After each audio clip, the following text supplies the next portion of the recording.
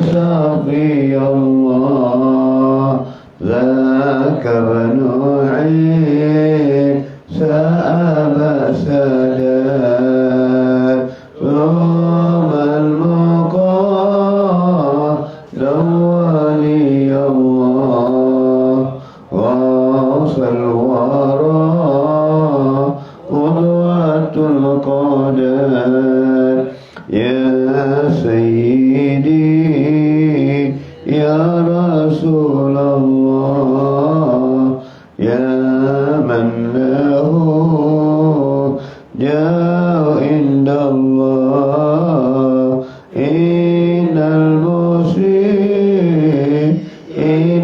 قد جاءوا لذنبها يستغفرون الله ثم الولي لدين الله سقفنا طريق العدل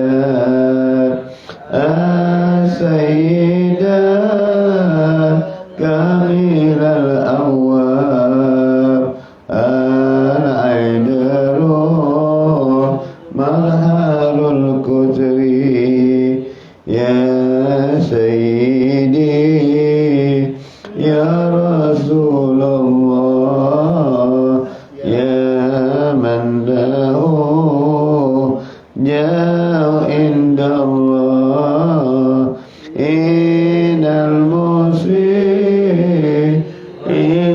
قد جاءوا لذنبها استغفروا قوموا بنا واكشفوا عنا يا سادتي هذه الأسواق ومدينتكم غنى من جملة الشر والبلوى يا سيدي يا رسول الله يا من له جاء عند الله إن المسلمين قد جاءوا لذنبها تغفرون الله يا للحسى والنسب الأسنى والعلم والتقوى بجدكم وبكم تنجى صوب البلية وضري يا سيدي يا رسول الله يا من له جاء عند الله إن المسلمين قد جاءوا لذنبها تغفرون الله اللهم صل وسلم وبارك عليه وعلى آله بسم الله الرحمن الرحيم نويت التعلم والتعليم والنفع والاتباع والمذاكرة والتذكير والإفادة والاستفادة والحث على التمسك بكتاب الله وسنة رسول الله صلى الله عليه وسلم ودعاء إلى الهدى ودلالة على الخير وابتغاء وجه الله ومرضته وقربه وصوابه ولا حول ولا قوة إلا بالله العلي العظيم صلى الله على سيدنا محمد وسلم الحمد لله رب العالمين اللهم صل على سيدنا محمد سبحانك لا علم لنا إلا ما علمتنا إنك أنت الحليم الحكيم رب اشرح لي صدري ويسر لي أمري بلساني يقول قولي أما بعد.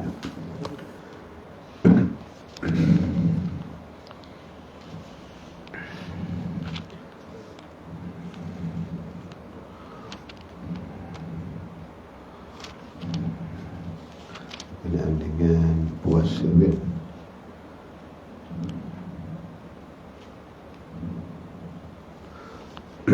Kita sambung berkenaan dengan puasa.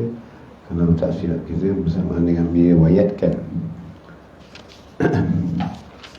Qala radhiyallahu ta'ala fi dunya wal akhirah, diriwayatkan adalah pada malam Lailatul Qadar itu turun malaikat, dan mereka itulah yang diam pada Sidratul Muntaha, dan Jibril dan sertanya empat panji-panji, maka diberikan satu panji-panji di atas kubur Nabi SAW, dan satu panji diberikan atas Baitul Muqaddis, dan satu panji diberikan atas Masjidil Haram, dan pada setengah riwayat atas Baitullah, dan satu panji diberikan atas Bukit Tur Sina, dan tiada ditinggal ia akan satu rumah yang adanya pada malam padanya mukmin laki-laki atau perempuan, melainkan masuk ia akan dia dan memberi salam atasnya, berkata ia, hai mukmin laki-laki atau perempuan, bahawasanya Tuhan yang bernama Salam memberikan salam akan kamu, melainkan orang yang meninggalkan orang yang mengakali minum arak dan memutuskan orang rahim, dan orang yang memakan daging babi. Jadi kat sini maknanya bagaimana Allah Ta'ala firman, Bismillahirrahmanirrahim, inda andana fi lailatul qadri wa ma adraka ma lailatul qadri khairun min alfi syahr. Tanazzalul malaikah war ruh. Jadi malaikat akan turun pada ketika malam Lailatul Qadar itu, malaikat akan turun. Bermula dikatakan oleh ulama, turunnya malaikat itu adalah pada masa selepas maghrib. Maknanya masuk maghrib, turun pada malaikat itu waktu kita nak berbuka itu masuk maghrib, dan sampai kepada waktu sahur, dan tiap-tiap rumah dikunjungi oleh Zainal Jibril alaihissalam menyampaikan salam dari Allah Subhanahu wa taala. Kalau kita fikir keadaan macam ini, rumah beribu-ribu rumah, beratus-ratus rumah dari timur ke barat, bagaimana Allah mengaturkan setiap rumah yang diduduki oleh mukmin yang beramal ibadah pada malam itu dapat Jibril menyampaikan salam dari Allah, dan juga kata ulama salam dari Rasulullah sallallahu alaihi wasallam. Kerana apa? Kerana waktu Rasulullah SAW nak wafat, Rasulullah bertanya kepada Jibril, kerana Jibril waktu itu tidak sanggup memandang wajah Rasulullah kerana keadaan agak tenat sakit bina, jadi dia memalingkan mukanya sebentar. Kemudian Rasulullah bertanya kepada Jibril, ya Jibril, apakah kau tak sudi melihat wajahku? Menyanyi Jibril mengatakan, aku tak sanggup melihat wajahmu Rasulullah kerana menahan sakit, dan aku sedih melihat wajahmu. Jadi bagaimana tentang umatku, kata Nabi SAW. Bila Nabi tanya tentang umat, akhirnya Jibril mengatakan, ya Rasulullah, di hari malam Lailatul Qadar nanti aku akan menurun ke bumi, langit bumi ini, dan menyampaikan salam dari Allah dan salam dari Tuhan untuk umat Tuhan. Untuk umat Tuhan. Jadi berarti kalau Jibril boleh menyampaikan salam Nabi, dan kemudian bagaimana kita memberikan salam kepada Nabi SAW, dijawab oleh Nabi SAW, apakah Nabi itu meninggal? Meninggal itu, mati itu adalah pintu. Setiap manusia wajib melalui pintu yang dinamanya kematian. Tetapi selepas kematian ada satu alam dinamakan alam barzakh. Dan di alam ini manusia hidup. Yang mana boleh pulang ke rumahnya, yang mana manusia boleh bertemu. Dalam kerana Allah sendiri menerangkan Al-Quran tentang orang-orang yang mati syahid. Apakah kamu fikir orang-orang yang mati syahid itu mati? Tidak. Bal ahyaku, kata Allah. Sebenarnya mereka itu hidup dan makan minum. Bagaimana digali orang kubur Sayyidina Hamzah. Waktu nak buat Ain Zubaidah, digali kubur Sayyidina Hamzah daripada Iraq untuk buat ke Madinah, buat Ain Zubaidah untuk membekalkan air ke Madinah. Dikali dengan Ain Zubaidah, dan di waktu kalian itu terkena kubur Sayyidina Hamzah. Dan kuburan itu waktu gali itu terkena kepada kaki Sayyidina Hamzah. Apabila terkena kepada kaki Sayyidina Hamzah, maka keluar darah. Orang lihat darah warna merah, apa ini? Adalah darah dari kaki Sayyidina Hamzah. Apakah orang yang mati masih keluarkan darah? Tak ada. Bermakna kalau yang mati itu keluarkan darah itu, mereka tidak mati. Syarat tu mereka duduk di dalam kubur anak mereka. Tapi kematian mereka itulah satu sahaja. Dan setelah itu tak ada lagi mati bagi mereka. Kehidupan yang kekal abadi. Jadi mereka berpindah alam. Jadi beranak awliya-awliya ini boleh ditemu. Bagaimana guru kami juga Al-Habib Abdul Qadir bin Muhammad bin Ahmad Al-Sugab. Waktu beliau dari kecil, kemudian beliau sakit yang amat sangat, dipanggil penyakit cacau dan demam panas. Di Hadramaut, kalau orang yang kena penyakit cacau dan demam panas, memang susah nak ubat, memang tak ada harapan hidup. Jadi akhirnya ibu Habib Abdul Qadir ini membawa Habib Abdul Qadir bertemu dengan seorang waliullah yang besar, iaitu Habib Ali bin Muhammad Habsyi Sayyidul Maulud. Bila sampai di hadapan Habib Ali, apa kata Habib Ali? Ketahuilah bahawa anak ini telah meninggal dunia. Anak ini telah meninggal dunia. Maksudnya umurnya di dunia telah habis. Apa kata Habib Ali bin Muhammad Habsyi? Aku mohon kepada Allah Ta'ala, mendoakannya.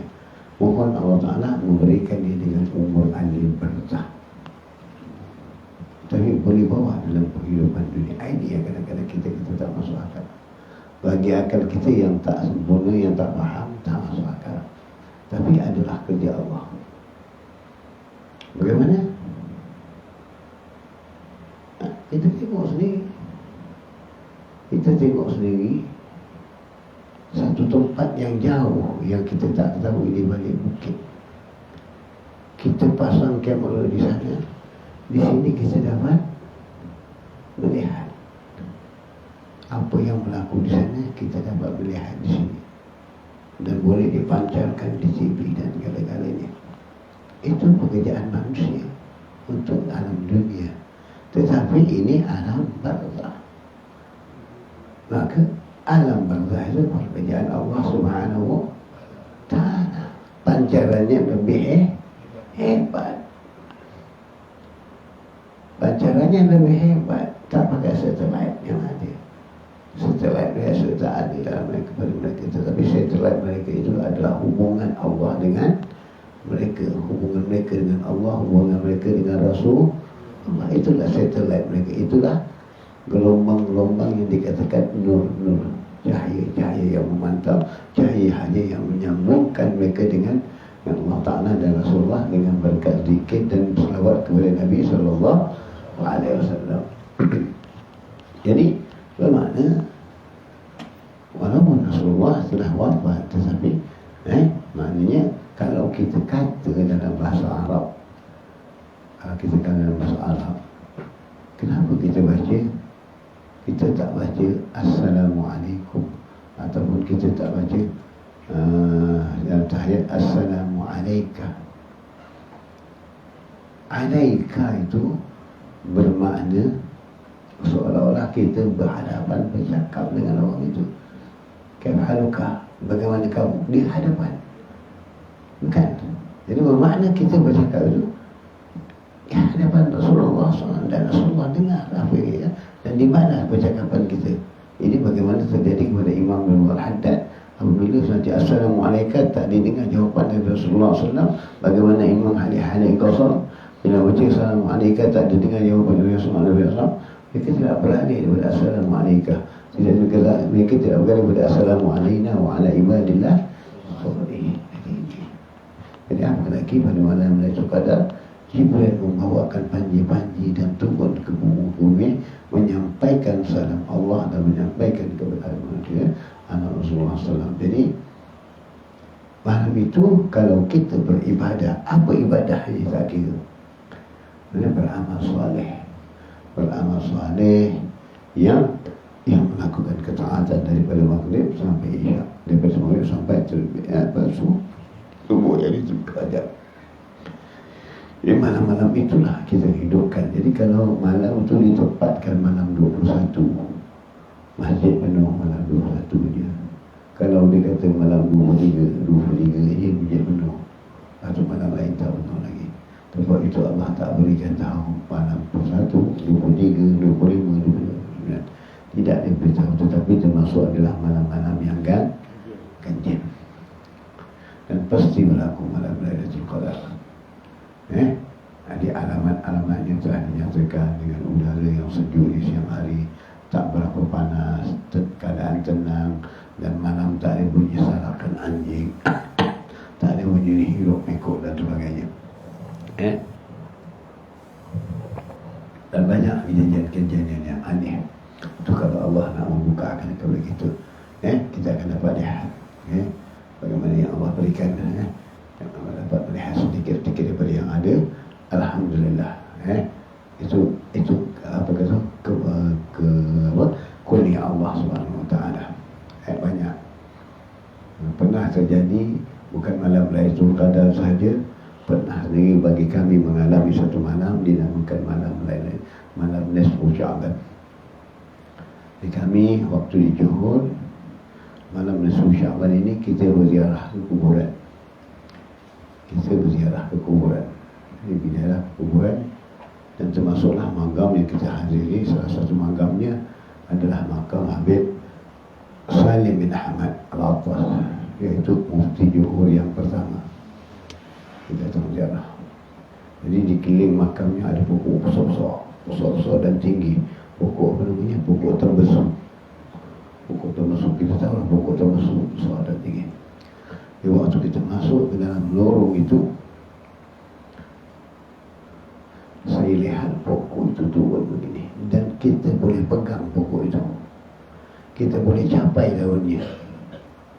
Ini yang dikatakan pokok itu mungkin sujud di malam itu. Kita boleh pegang dan capai daunnya. Bukan kita yang besar, anak saya yang kecil itu seorang tu, dia boleh pegang pokok itu, daunnya. Jadi kita memastikan ini malam Nisfu Sya'ban, dan mungkin malam ini malam pokok-pokok bersujud kepada Allah, dan mungkin malam ini malaikat turun. Kita bersangka baik itu. Subhanallah, besok paginya kami ziarah lagi makam Habib Zahir, tapi tengok pokok yang semalam yang kita dapat pegang sudah tinggi ke atas.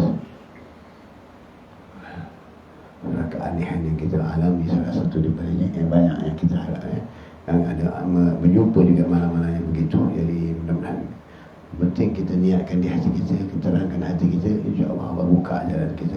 Yang penting di malam itu jangan kita sia-siakan antara malam 21, 23, 25. Tapi jangan malam 1, 2, 5 aja. Pasal ni jangan minta maaf cakap.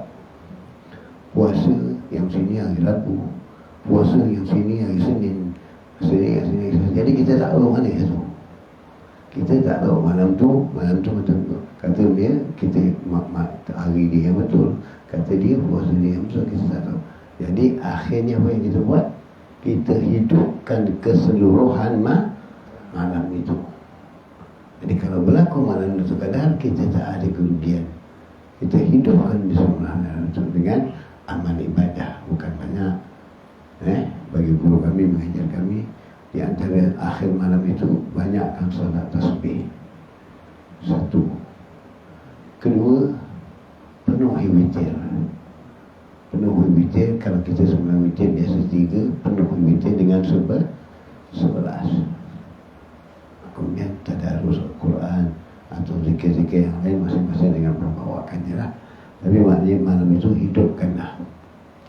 Jadi kalau ada berlaku malam Qadar, walaupun kita tak melihatnya, tapi Allah berikan ganjaran bagaimana malam 1000 bulan. Tapi yang dapat ini siapa? Yang dapat adalah orang-orang yang menyambungkan silaturahim, orang yang tak bermaksiat. Yang tak dapat adalah orang yang menderhaka kepada ibu bapa, orang yang mengekalkan minum arak, orang yang memutuskan silaturahmi, dan orang yang memakan daging khinzir.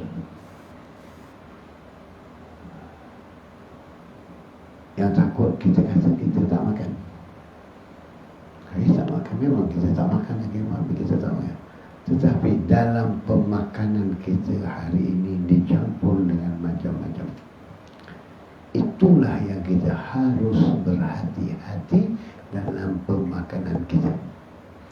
Sebab itu guru kami Al-Habib Ali bin Ja'far Al-Ajuz, segala makan yang penuh dengan ada air batu, segala makan yang dibawa dengan air batu ataupun makanan yang tak fresh apa semua, beliau tak akan makan.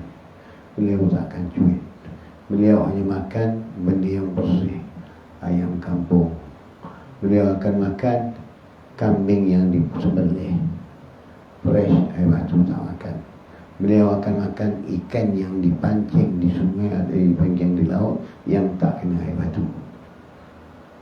Dan beliau akan makan telur ayam, hanya ayam kampung. Selain itu kalau tak ada barang-barang ini, apa yang beliau makan? Beliau makan sayur dan garam sahaja. Boleh kita buat 3 hari buat selungkup kau. Tak tenaga. Ini yang beliau amankan dan kekalkan. Maka dari sebab itulah darah-darah beliau tidak bercampur dengan syubhat. Darah-darah kita campur banyak makanan syubhat. Kerana banyak makanan-makanan yang kita makan yang ada, kita mahu cakap gelatin, itu, ini dan sebagainya. Mudah-mudahan kita tak mengetahui, cuma kita pandang halal, Allah menghalalkan darah kita dengan yang baik. Tapi pastikan betul-betul, jaga baik-baik makanan itu, pastikanlah yang baik. Yang kita pasti buatannya dari perbuatan orang yang baik Islam. Ini. Jadi kalau makan kedai-kedai orang India, memang best makan India, peluh India, makan telur tu tak payah basuh, mampus pakai ayam, roti prata sedap, nombor 1. Kita makan, ini sudah kita nak kena jaga makanan-makanan itu. Habib Ali salah satu daripada sebab yang Allah berikan kepada beliau istiqamah. Bahkan waktu beliau mengerjakan haji, naik kapal terbang 8 jam.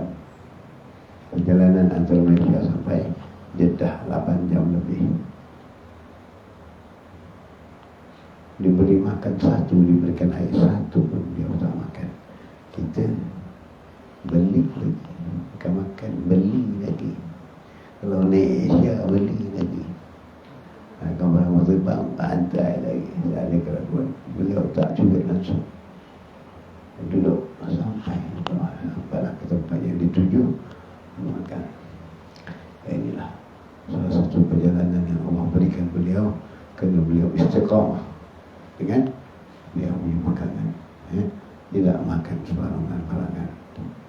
Inilah salah satu beliau zuhud yang beliau dan perjalanan beliau. Jadi kita tadi boleh kita buat lagi. Jadi bila berlaku sesuatu kejadian yang aneh kepada beliau, aneh kepada beliau, dapat disaksikan dengan mata kasar, dapat disaksikan dengan mata kasar. Pernah berlaku satu malam 21 Ramadan, berhimpun jamaah di rumah beliau, bersama-sama dengan beliau duduk. Kemudian ini ada cerita ini saya bawakan kepada Habib Saleh. Dia ada bukukan dalam kitabnya. Kemudian setelah duduk Habib Ali di tempat duduknya antara biliknya itu, satu pancaran cahaya yang melingkari tempat duduk beliau seperti macam tudung saji, menyerkup gitu. Lampu tu macam serkup, dia macam bulatan tudung saji. Jadi waktu itu yang ada menghadap pada beliau tiba-tiba dalam keadaan itu berubah halnya. Jadi tidak berkata dengan manusia lagi, langsung berbicara dengan bicara yang lain, berbual dengan keadaan yang lain, kerana dah diberi halnya, dah sampai. Jadi jamaah keluar sebentar, yang kita bersama beliau salat tarawih, keluar di rumah itu dan dilihat ada satu cahaya dari bumbung beliau terus sampai ke atas, sampai ke atas langit, terus menerus tegak. Jadi cahaya itu terus menerus naik ke atas, langsung tegak ke langit. Jadi dan beliau waktu itu, kalau kita pakai cahaya lampu kalau suluh pada bumbung, nah suluh pada bumbung tak akan lepas, cuma bumbung itu yang bercahaya. Betul tidak? Tapi ini cahaya dari langit menelusuri bumbung itu terus ke lingkaran tubuh dunia Al-Alim. Jadi kemudian setelah beliau kembali kepada pada keadaan halnya, mana fahamlah kita keadaan beliau itu kan pada malam itu, malam 21 adalah satu malam yang dinamakan malam Lailatul Qadar. Yang dikasih itu berlaku yang kita lihat satu itu yang perkara-perkara yang luar biasa. Dan kejadian itu tidak tinggal di situ saja. Kemudian berlaku seorang pilot dari Singapura yang membawa pesawat SIA lalu melintasi ruang Batu Pahat. Apabila sampai ke ruang udara Batu Pahat, beliau akan mengalihkan kompasnya ke lain sikit. Ke lain sikit kompasnya. Kenapa? Kata beliau, setiap kali saya bawa pesawat melalui Batu Pahat, ada satu cahaya yang akan tegak naik ke langit. Jadi saya tak boleh melanggar cahaya itu, dan saya mengelakkan dari cahaya itu. Saya ubah kompas sedikit mengalihkan. Dan satu masa beliau dibawa oleh temannya dari Singapura datang ke rumah Habib Ali. Sampai di Batu Pahat, beliau buka kompasnya, bearing kompas itu dibuka. Dia kata, di sinilah rumah ini yang betul-betul waktu saya kalau bawa pesawat, bila sampai di Batu Pahat di daerah ini, kami akan beringkan kompas itu. Padahal waktu itu juga beliau mengatakan melihat cahaya tegak ke langit. Itulah yang luar biasa yang berlaku pada hari ini, salah satunya pada malam Lailatul Qadar. Jadi kalau diberi peluang oleh Allah Ta'ala untuk kita melihatnya, maka diberikan peluang. Allah bukakan macam-macam kejadian yang aneh-aneh. Sayap-sayap malaikat yang berterbangan di langit, macam-macam aneh. Jadi ini yang dapat melihat atau mendapat bahagian pahala itu mereka yang beramal saleh. Jadi malam akhir hari malam Ramadan ni janganlah sibuk lagi pergi shopping kat luar, beli baju anak. Malam tu sibuk nak buat kuih, malam tu sibuk nak pergi kuih lelong, nak beli nangsi, nak awal cari baju anak-anak untuk raya awal. Jadi lepas malam 23 tak ada lagi sibuk-sibuk dengan ini. Mereka sibuk dengan amal ibadah. Jadi kita tak sibuk lagi dengan urusan dunia. Walau seketika kita dapat duduk beramal dan berlakunya malam Lailatul Qadar itu, sudah cukup bagi kita mendapat pahala malam Lailatul Qadar 83 tahun amal ibadah 1000 bulan. Apa lagi kita nak? Walau sekadar sedikit. Yang tak dapat itulah tadi, yang Madinah, yang mengekalkan minum arak, yang memutuskan silaturahmi, yang mendaki kepada ibu bapa, yang juga yang hanya mengekalkan makan yang haram babi. Jadi kita akan dapat. Jadi jagalah kerana malam Lailatul Qadar ini bukan mudah. Dan disebut juga oleh Habibullah Al-Haddad, bagi siapa dalam kitab ini, mungkin dalam kitab Tazuk peringatan umur insan Wasatul Iman, ada disebut Allah Haddad. Kita boleh dapat setiap hari malam Lailatul Qadar. Bagaimana kita mendapat setiap hari malam Lailatul Qadar? Yaitu dengan lepas sembahyang Isya, sembahyang 4 rakaat lepas sembahyang Isya. Kekalkan setiap lepas sembahyang Isya 4 rakaat sunat lepas sembahyang Isya. Dan 4 rakaat sembahyang Isya itu seperti kita beribadah setiap malam, setiap malam dengan pahala ganjaran 400 kali ganda, 400 kali ganda amalan kita di setiap malam yang dikatakan malam Lailatul Qadar. 4 rakaat lepas isyak setiap hari. Kemudian kalau nak sambung witir, sambung. Tetapi ini 4 rakaat ini kita berbahagia, kekalkan. Kamu akan dapat merasakannya dan kamu dapat ganjarannya adalah seperti ibadah di malam Lailatul Qadar. Malam Lailatul Qadar ini. Jadi macam juga orang dapat pahala haji dan umrah. Bila dapat pahala haji dan umrah? Bila Allah janjikan pahala haji dan umrah? Ya? Ya? Ya, sembahyang lepas subuh tunggu isyraq. Ganjarannya adalah haji dan umrah yang siapa yang boleh buat haji tiap-tiap hari? Ini ganjarannya. Maka ambil di situ. Ambil di situ. Itulah ganjarannya. Itu yang kita perlu ambil. Karena umur kita ini sikit terbatas. Diambil umatku, kata Nabi SAW, asal diumati min sab'in wa sittin, min sittin wa sab'in, maknanya antara 60 dengan 70. Itu paling panjang. Kalau lebih itu bonus. Jadi ini ganjaran seperti mana kita nak dapat. Nah ini dia.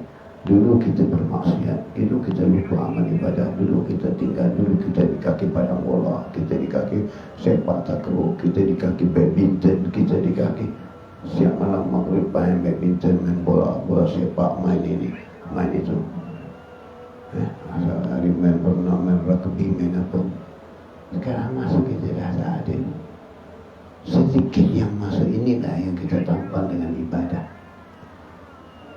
Jadi waktu bulan Ramadan, Rasulullah 10 hari akhir Ramadan beliau gunung tempat tidurnya. Gunung tempat tidurnya, duduk amal ibadah. Nabi yang dah dijamin dosanya dia, yang orang yang tidak berdosa, dan kalau ada dosanya yang dahulu yang dia akan datang telah diampunkan. Memang Nabi maksud tak berdosa dan tu. Amal ibadahnya sampai bengkak lagi. Bagaimana kita bulan Ramadan banyak kumpul kat kedai, balik rumah pukul 12 malam, dah bini kejut bang sahur tak nak bangun. Padahal kalau malam berlaku malam Lailatul Qadar itu, kita sembahyang 2 rakaat sebelum subuh, itu kita dapat. Tapi habis isyak tadi, habis tarawih tadi, ya bukan kita dapat juga sebelum waktu. Tapi masa kita dihabiskan di kedai kopi, bersembang. Tapi kalau kita bangun, dia tak payah kerja abang lagi. Abang dah sembahyang witir, abang dah ini, jadi tak payah bangun sahur, abang tak bangun sahur lagi. Padahal waktu doa yang mustajab adalah waktu sahur. Rugi tak bangun sahur, malas. Tapi kalau tengok bola pukul 7 pagi, walau bulan Ramadan, bini tak kejut kena marah. Bini tak kejut kena marah.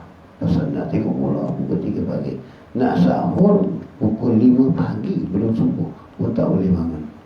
Tapi nak tengok bola pukul 3 pagi sampai pukul 5 pagi boleh. Inilah kita. Inilah kita. Bagaimana amat. Jadi bagaimana untuk menampalnya. Bagaimana untuk menampaknya. Inilah yang harus kita pikirkan.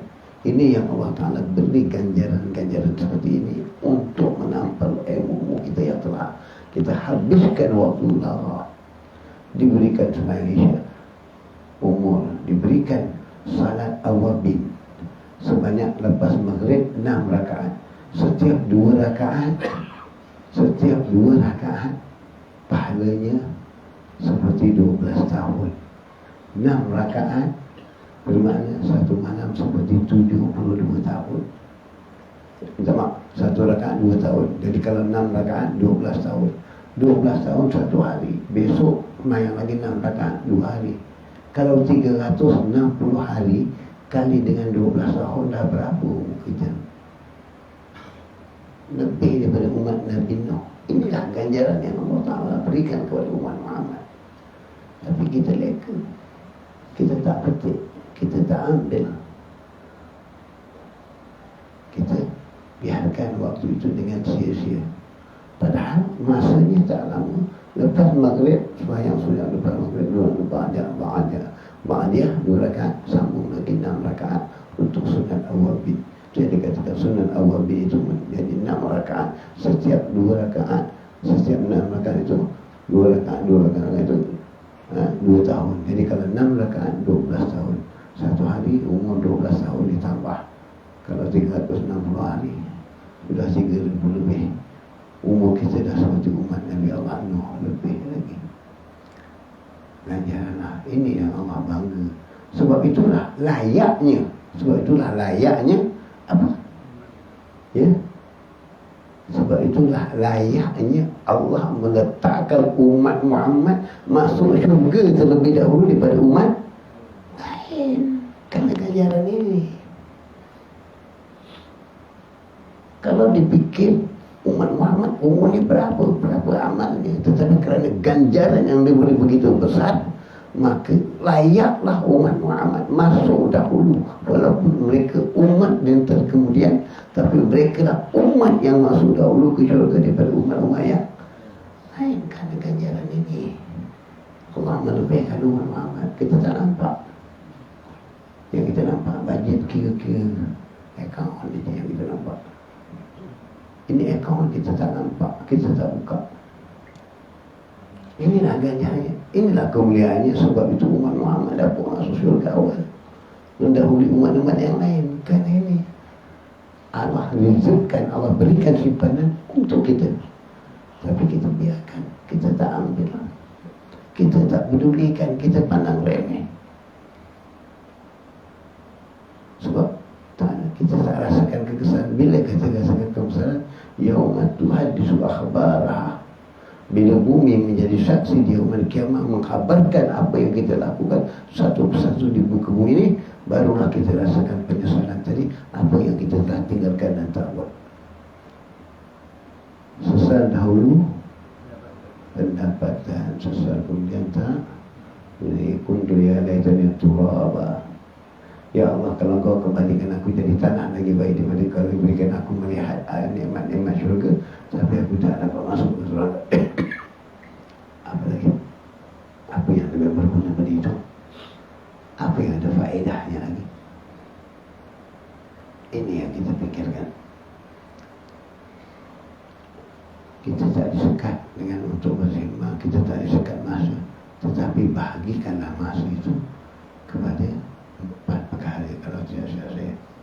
Pertama, masa dengan keluarga. Kedua, masa dengan Allah. Ketiga, masa dengan masyarakat. Dan keempat, masa kita sendiri. Masa kita nak berehat, masa kita dengan Allah ibadah, masa kita dengan masyarakat bergaul, masa kita dengan keluarga.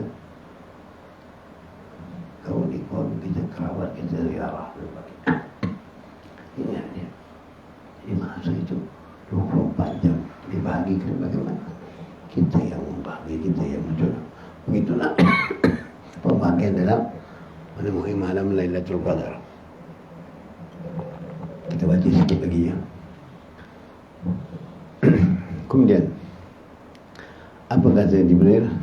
Dan daripada Anas radhiyallahu anhu, bahawasanya Rasulullah SAW bersabda, apabila adalah pada malam Lailatul turun Jibril dalam perhimpunan daripada malaikat, menselawat mereka itu akan memberi salam atas mereka tiap-tiap orang yang berdiri dan duduk, dan menyebut akan Allah Ta'ala, dan berkata daripada Abu Hurairah radhiyallahu anhu, bahawasanya malaikat pada malam itu terlebih banyak dari bilangan anak batu, maka dikehendaki dengan roh, dan itu Jibril. Maknanya Jibril itu, kenapa Jibril itu digelarkan Rohul Qudus?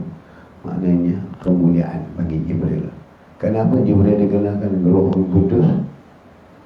Syekh Abdul Ghani Qaddasallah Jibril Ruhul Qudus. Kenapa digelarkan Ruhul Qudus dan kenapa Syekh Abdul Ghani digelarkan Qaddasallah? Kerana kelebihan pada Syekh Abdul Qadir Jalani boleh menghidupkan benda yang mati. Ini kita yang hidup kita buat mati. Betul? Yang hidup kita buat mati. Apa yang hidup kita buat mati. Syekh Abdul Qadir Jalani menghidupkan yang mati. Ayam yang dah mati itu dikumpulkan tulang berulangnya, gum biiznillah hidup balik. Kita yang hidup kita buat mati. Apa yang kita buat mati? Apa yang kita buat mati? Yang hidup kita buat mati hari ni apa dia? Apa dia? Hati kita. Kita hidupkan dengan berzikir, kita matikan hati kita dengan maksiat, kita matikan hati kita dengan kelalaian. Kita tak menghidupkan hati kita dengan zikrullah, selawat dan sebagainya. Matikan hati kita. Bila hati mati, anggota mati. Anggota mati tak jalan apa-apa, tak gerak untuk zikrullah. Maka bila ditoreh tak ada kalimah la ilaha illallah, tak ada bagaimana berlaku kepada Halash, bagaimana berlaku kepada Zubair bin Al-Awwam. Tak ada, sebab kita matikan. Kita belajar kononnya ma'rifat, tarekah, hakikat dan sebagainya, tapi hati malam tidak berzikir, mati. Tak menyebut Allah, tak menggerakkan dengan Allah. Bagaimana? Yang hidup itu, tapi kita matikan. Bagaimana kita katakan kita tarekah, bagaimana kita katakan ma'rifat dan sebagainya. Padahal Rasulullah itu tidur, tapi hatinya berzikir. Kita, hati kita dibawa dengan mimpi awang-awangan. Jumpa pulana, jumpa janda, jumpa ini dalam mimpi. Itu hati kita. Itu hati kita. Kerana kita tak bawa dalam zikrullah. Kita tinggalkan. Bagaimana resapannya yang kita kata zikir hati, zikir zahir, zikir batin, zikir lidah, zikir hati. Mana zikirnya? Hati. Inilah dia. Sebab tu kata ulama, wajarlah yang hidup, yang mati tadi memberi makan yang hidup, wajarlah. Sebab yang mati itu orang dia salihin, mereka hanya pindah alam, maka mereka hidup. Dan banyak orang berziarah kepadanya, yang hidup dapat bawa pulut kuning, bawa mangga, bawa sini datang. Yang makan siapa? Yang hidup. Mereka yang hidup ni datang menziarah siapa? Yang mati. Yang mati juga beri makan yang hidup. Inilah dia. Inilah dia. Yang bawa pulut kuning ni buat saya buat datang, aku baca doa. Aku berumur dalam ambil pulut kuning baca doa. Itu pulut kuning, belum salam kokot. Salam yang benar bagi inilah dia. Yang mati memberi makan yang hidup. Tetapi mereka itu tidak mati hatinya, hidup. Kenapa kita tak boleh ikut seperti itu? Sebab itu jasad mereka tidak hancur, tidak lebur, tidak rosak. Ini dia. Di mana perjalanan yang kita aturkan untuk diri kita. Mudah-mudahan sedikit pada malam ini. Kita cuba insyaAllah, kalau ada mampu kita cuba. Jadi Jibril tadi digedarkan Qudus Qaddasallah. Syekh Abdul Ghani digedarkan Jibril digerakkan Rasul Qudus. Jibril Syekh Abdul Ghani jadi digerakkan Qaddasallah kerana menghidupkan yang mati. Jibril apabila beliau lalu di tempat-tempat tanah yang mati atau tumbuh-tumbuhan atau kering dan sebagainya, tanah-tanah itu akan hidup subur dan binatang-binatang yang ada akan hidup. Begitulah Jibril melewati patung anak unta atau anak lembu Nabi Allah Saleh, hidup kerana lewatan dari Jibril. untuk mendapat jawab salamnya dari Jibril pada malam esok ada, hati itu mesti hidup. Jangan lalai, jangan hidupkan hati itu dengan zikrullah, selawat dan sebagainya. Ya, mudah-mudahan sedikit insyaAllah Allah beri kita ganjaran yang baik. Amin ya rabbal alamin.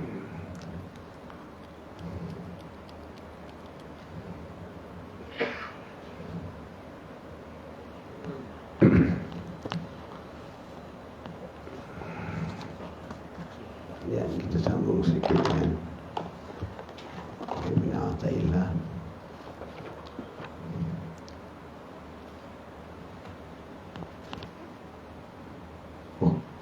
Salah ambil kita hikam Ibn Syekh Muhammadian. Kita hikam satu lagi. Tak apalah, malam ni kita baca kitab ni je. Saya salah kitab saya ambil. Boleh kita sambung muka surat yang ke 99 tadi kita cakap kan? Betul atau tidak?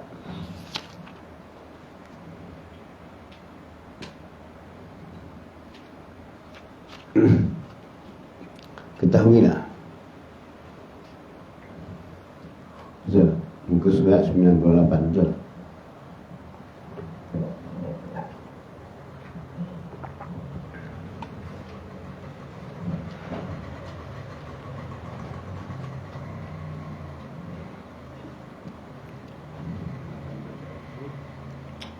Betul. 98.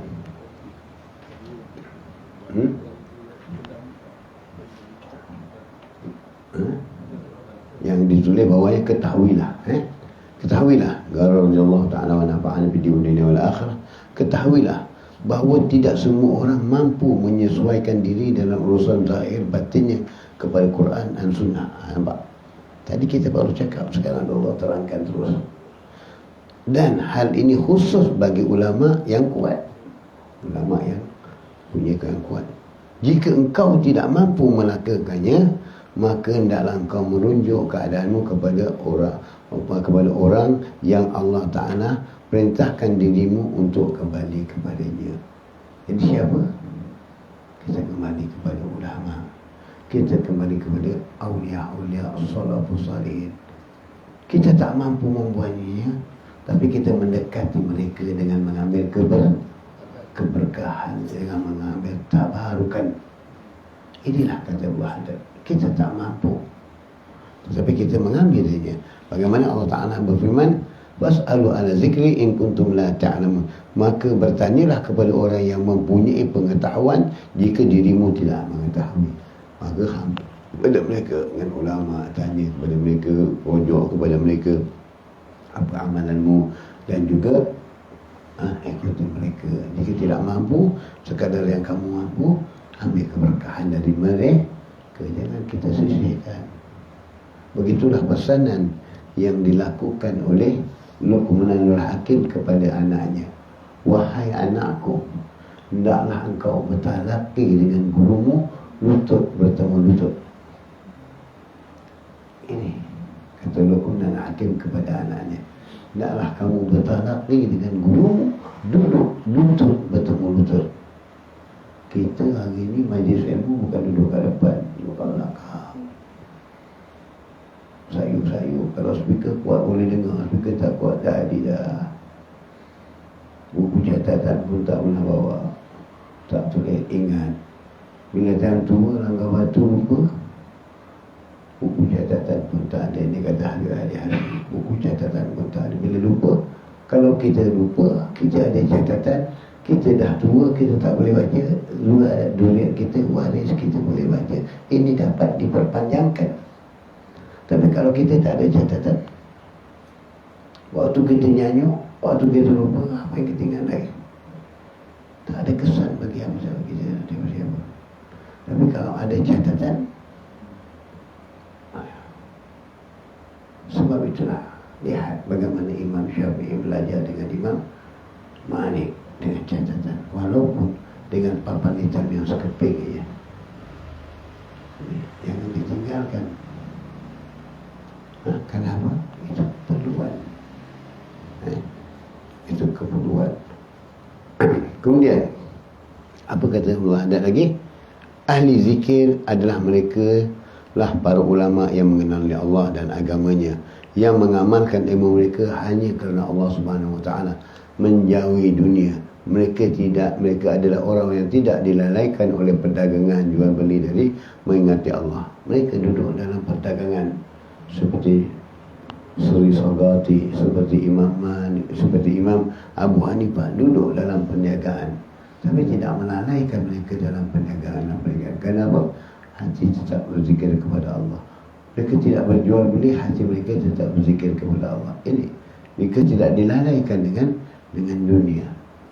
Mereka tetap berzikir kepada Allah, hati mereka tetap mengingati Allah Subhanahu Wa Taala, tidak putus perjalanan mereka. Dan bagaimana mereka letakkan diri mereka itu pada makam ubudiyah. Makam ubudiyah, makam kehambaan. Segala apa yang mereka milih, apa yang mereka punyai, sebab mereka yang ditakdirkan, segala apa yang menimpa diri mereka, sebab apa yang mereka dapat anugerah, segala apa yang mereka lihat, segala apa yang mereka bencana, mereka kembalikan kepada Allah.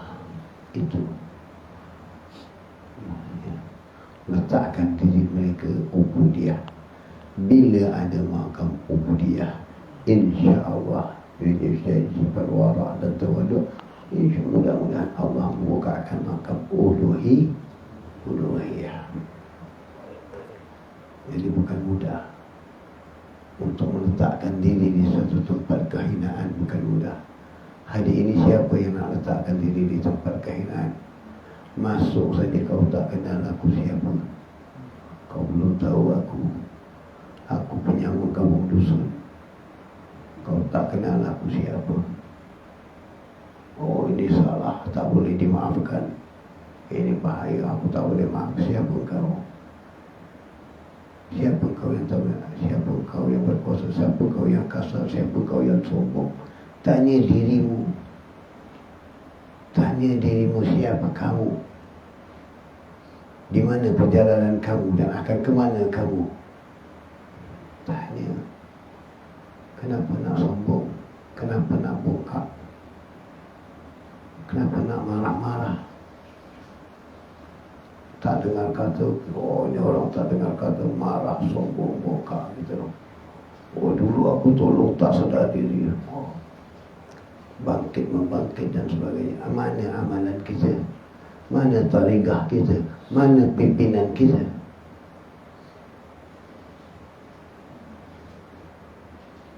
Pernah Nabi membangkitkan sesuatu yang tadi tolong? Pernah sahabat membangkitkan sesuatu yang pernah mereka tolong? Tak pernah. Bahkan mereka itu yang dah dia tolong dah, tapi tak pernah membangkitkannya. Kita mengungkit-ungkitkan. Inilah yang dibenci oleh Allah Ta'ala. Kalau tak kenal aku dulu kau tak senang, kau tak sadar diri. Tapi kita pernah sadar diri kita siapa? Yang pernah menyukuri oleh Allah atau tidak? Kita sendiri tak sadar diri kita siapa. Kenapa? Kerana kita tak punya harga diri sendiri, tak menilai diri kita sendiri. Padahal diri kita ini sampah, kotoran. Yang kita makan nikmat, yang keluar kotoran. Ada yang keluar kasturi, seperti Rasulullah SAW, yang keluar darinya kasturi, baunya, peluhnya kasturi. Bau peluh kita, manusia pun lagi. Bau peluh Rasulullah ditadah orang. Dasar darah Rasulullah diminum orang. Darah kita siapa yang tak? Fikirkan, siapa kita? Kenapa dengan sifat kesombongan kita? Kemana akhirnya kita? Mati kita belum tahu. Kekal jasad yang ada ataupun bangkai, ataupun tulang yang telah hancur pun. Ini harus kita pikirkan. Maka itu dikatakan dekat dengan orang lain, dekati dengan para ulama, dekati dengan mereka itu yang mengingatkan kita hidup kita di akhir. Saya tanya tuan-tuan pada hari ini, apakah kita ingin mati dalam keadaan yang tulang belulang kita hancur? Ya. Yang orang gali tinggal tulang sulbi saja. Serupalah kematian kita itu seperti haiwan. Mati hanya meninggalkan daging habis makan, tinggal tulang sulbi. Itulah matinya seperti haiwan.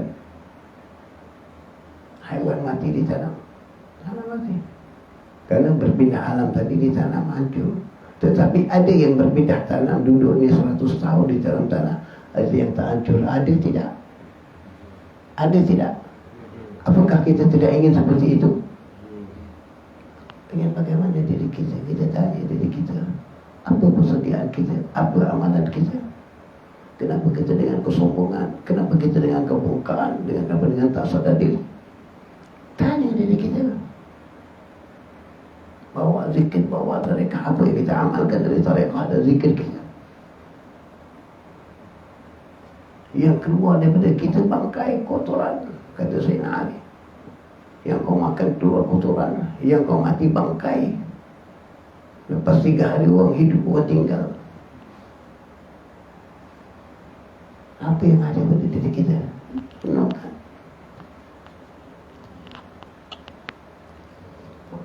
Maka kata Tuan Pengarang lagi, jadi mereka-mereka yang duduk hal dengan dunia tapi tidak memperdagangkan dunia, duduk dalam dunia, menjadikan dunia itu sebagai mazra'ah, tunggangan atau jalan untuk mereka cari penghidupan. Jadi mereka akan gunakan dunia itu untuk jalan akhirat, bukan jalan kepentingan, untuk mencari kedudukan, kuasa, pengaruh dan sebagainya. Tapi mereka duduk dalam dunia ini mencari rezeki atas perintah Allah.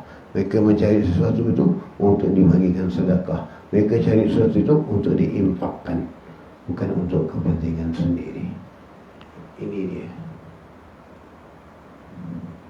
Ini dia bagi mereka itu. Mereka tak ambil untuk kepentingan mereka. Semata-mata bagaimana kata Habib Abdullah atas, ya sahir, kata pada anak murid Islam, kata saya bin Yahya bin dia mengatakan, ya fulan, ketahuilah tugas kita ini, yang kita dapat rezeki ini bukan untuk kita, tetapi untuk para amalah, janda-janda, untuk anak yatim dan untuk orang susah. Bagi kita dapat, kita bagikan kepada 3 bahagian. Untuk modal berniaga, untuk makan, dan untuk sedekah atau untuk anak yatim dan sebagainya. Tak sampai tahun nisab untuk dikelai, tak sampai haul untuk ditunaikan zakat. Mereka dah keluarkan awal setiap hari. Tak tunggu haul. Kita tunggu haul, akhirnya masuk haul. Oh, zakat. Bila masuk bab zakat, tak tahu bagaimana untuk mengeluarkan zakat. Apa yang kita simpan, apa yang kita pahalkan, apa barang yang perlu kita zakat? Ternakan, bijiran, emas, perak. Ini barang-barang yang harus kita kenakan zakat. Bagaimana kita mengumpulnya dan menyimpannya? Akan dipertanyakan Allah Subhanahu wa ta'ala. Dipersoalkan berapa himpanan kita dalam bank. Pernahkah kita memikirkan ini bank duitnya zakat? Dari kalau kena scammer tak salah, tak bayar zakat.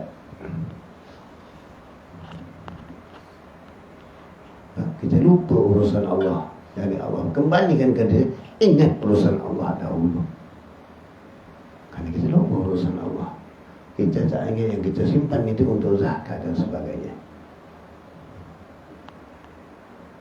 Jadi fikirkanlah. Memang ada keberadaan salah satu seorang seperti mereka amat jarang di muka bumi, hingga beberapa ulama usahakan bahawa mereka telah tiada. Justru sebenarnya mereka masih ada. Hanya Allah saja yang menutup mereka dengan tabir-tabir kecemburuan dan mereka Allah waulia salihin. Mereka ini masih ada sampai hari kiamat. Tetapi Allah menyembunyikan mereka, ditakuti terdatangnya fitnah, ditakuti didatangnya akan perkara-perkara yang tak diingini. Maka Allah melindungi mereka dari perkara-perkara itu. Barang siapa yang menginginkan menikahi mereka bersungguh-sungguh, nescaya Allah ia tidak luput menemukan diri dan begitu keteguhan. Hal ini ibarat sebelah pedang yang jika diayun pada ada sesuatu pun pasti akan memutus, dan bumi ini tidak kosong dari orang yang menegakkan ajaran Allah. Dalam hal ini baginda Rasulullah SAW bersabda, la tazalu ta'ifatun min ummati zahirina ala al-haq la yadhurruhum man nawa'ahum hatta ya'tiya amrullah. Apa kata Nabi? Artinya akan selalu ada segolongan dari hambaku atau umatku yang menampakkan kebenaran. Ketahuilah bahawa tidak ada yang membahayakan mereka. Siapapun yang menentang mereka tak akan datang pertolongan Allah. Fathun minallahi wa nasrun minallahi wa fathun qarib, kata Allah dalam Quran. Ini yang mereka yakin, mereka pegang ini. Nasrun minallahi wa fathun qarib. Jadi mereka tidak gentar. Hasbunallah wa ni'mal wakil. Jadi mereka tidak gentar. Mereka menjalankannya. Dan ini buat ni bahaya, kau bahayakan dirimu. Bagaimana dulu kami ada Muhammad Maliki buat Maulud dan sebagainya. Diancam oleh Wahabi dan sebagainya. Sampai boleh namanya di hujung pedang. Tetapi Allah memeliharanya. Tetap Allah berikan keselamatan dan sebagainya, dan mereka yang menentangnya kecundang, jatuh dan sebagainya. Ini kerana apa? Kerana mereka yakin dan berpegang kepada Allah Subhanahu Wa Taala. Jadi hati kita 50-50, separuh. Ya ke tidak. Bagaimana orang nak menyeberang jambatan? Nak menyeberang jambatan titi tak besar, tapi boleh lalu. Kalau penuh keyakinan boleh lalu. Tapi kerana tak ada keyakinan, boleh tak lepas. Memang tak lepas. Macam bawa kereta, tengok lorong sempit, agak-agak kalau orang expert memang boleh lepas. Tapi kalau ragu-ragu lepas tak lepas, memang tak lepas. Inilah dia. Bermakna keraguan jangan ada. Itu sebab Islam meletakkan keyakinan dahulu. Bukan Islam meletakkan keraguan. Islam meletakkan keyakinan. Dari awal keyakinan, kalau dah tak ada yakin, macam mana nak sampai ainul yakin, hakul yakin dan haqiqatul yakin? Yakin dia tak penuh lagi ragu-ragu. Macam mana nak naik satu yakin lagi? Yang ada wisma yakin je lah.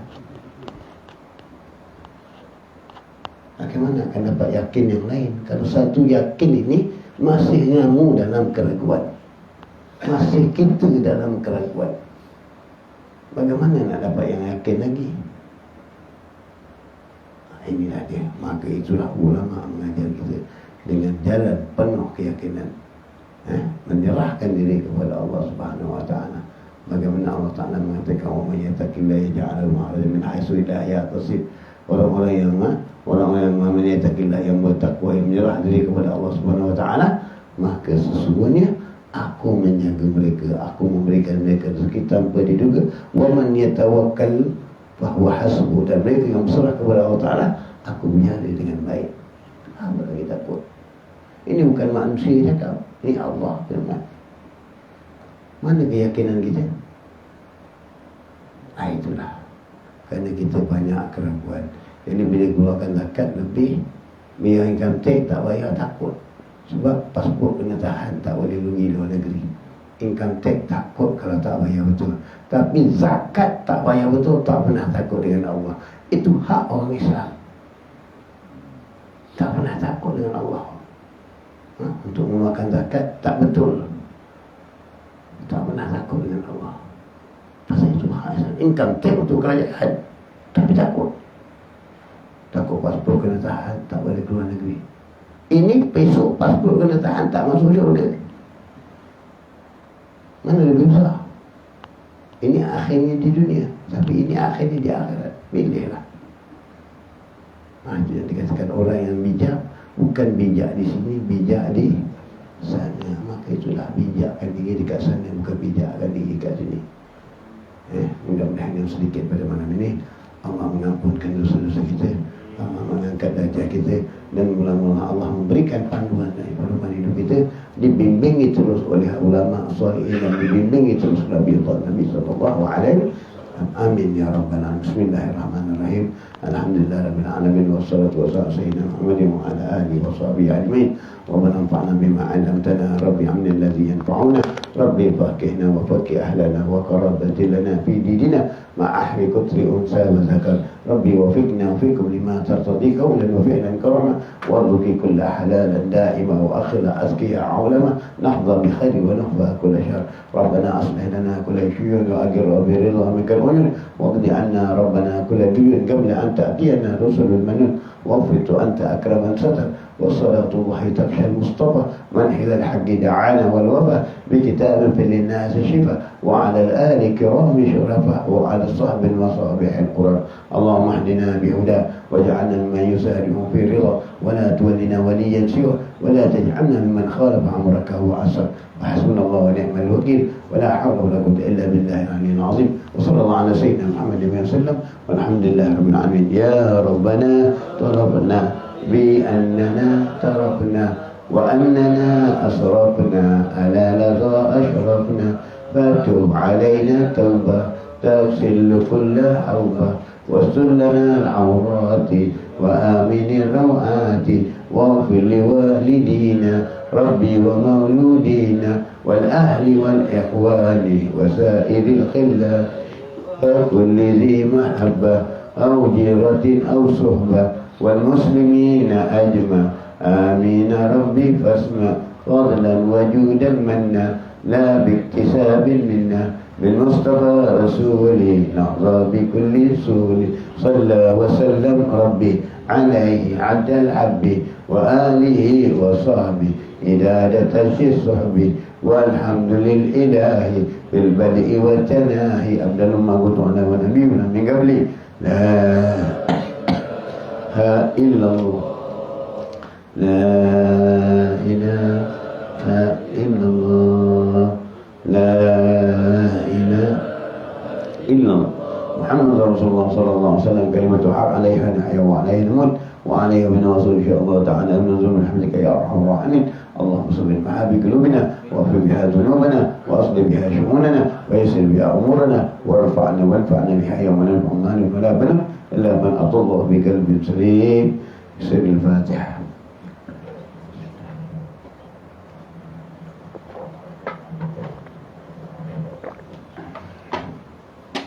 يا الله بها يا الله بها يا الله بحسن الخاتم يا الله بها يا الله بها يا الله بحسن الخاتمة لعشرة أتفي بهم نرى الجحيم من خاتمة المصطفى والمنتظى وابناهما وفاطمة وخديجة الكبرى هي لمآل خاتمة وعائشة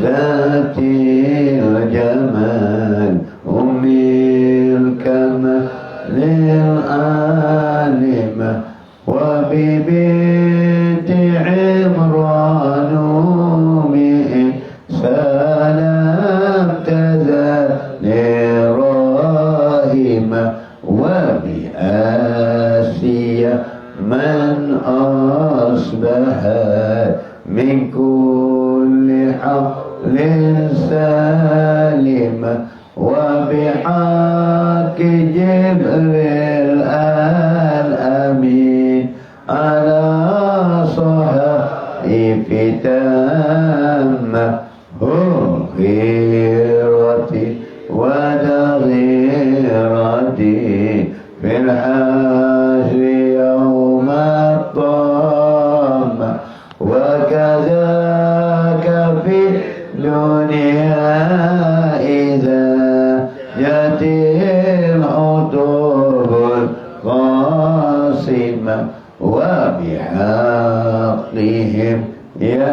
ذا الجلال وبصلاة القائمة قطوبنا مسلم يا الله من كل عين لامة ومن الحدى ومن الردى ومن المصائب أما قطوبنا والمسلم يا الله من كل عين لامة ومن العدى ومن الردى ومن المصائب قطوبنا من يا الله من كل عين ومن العدى ومن الردى ومن المصائب أما وألائم يا ربنا منك صلاة دائمة ثم الصلاة على الذي خصصته بمكالمة يا الله بها يا الله بها يا الله حسن الخاتمة يا الله بها يا الله يا الله وبحسن الخاتمة عند المغرب وبداية الرسول صلى الله عليه وسلم الفاتحة الرحمن الرحيم والمؤمن آمين يا كريم ونسك دعانا وتبعينا لا بل تقبل الله منكم تقبل يا كريم قبول إن شاء الله.